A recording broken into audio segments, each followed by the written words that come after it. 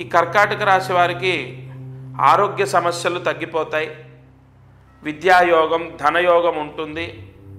అయితే డబ్బు ఖర్చు అయిపోతూ ఉంటుంది. డబ్బు 10 రూపాయలు వచ్చే దగ్గర 6 రూపాయలు వస్తాయి. ఆ వచ్చిన డబ్బు కూడా ఖర్చు అయ్యే ఛాన్స్ ఉంటుంది. ఎందుకంటే ఈ కర్కాటక రాశికి చతుర్థంలో ధనాధిపతి చతుర్థాధిపతి కలయిక.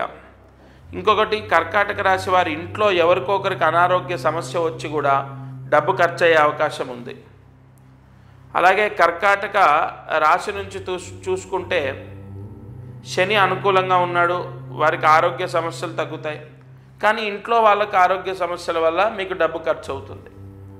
అలాగే విదేశాలకు వెళ్ళే వాళ్ళకి ఎలా ఉంటుంది అంటే పర్వాలేదు, ఇబ్బంది ఏం లేదు, విదేశాలకు వెళ్ళడానికి అనుకూలంగా ఉండే అవకాశమే ఉంది.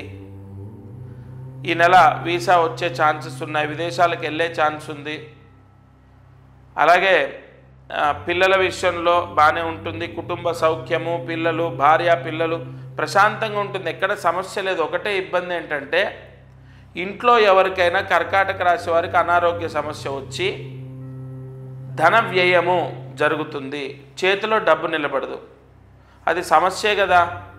ఉద్యోగరీత్యా పర్వాలేదు, పెద్ద మార్పేం లేదు, వ్యాపారంలో కూడా ఏం పర్వాలేదు, అంటే గత నెల కన్నా బాగానే ఉంటుందంటే బాగుంటుంది, ఇబ్బంది ఏం లేదు, గురువు యోగిస్తున్నాడు కాబట్టి. అయితే ఇక్కడ ప్రధానంగా కర్కాటక రాశి వారు ఇంట్లో అనారోగ్య సమస్యలు రాకుండా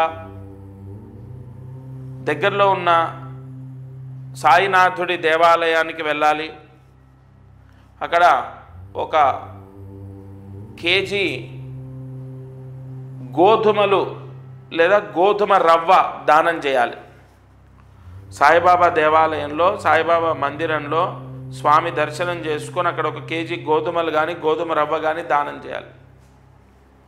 ఇక ప్రతిరోజు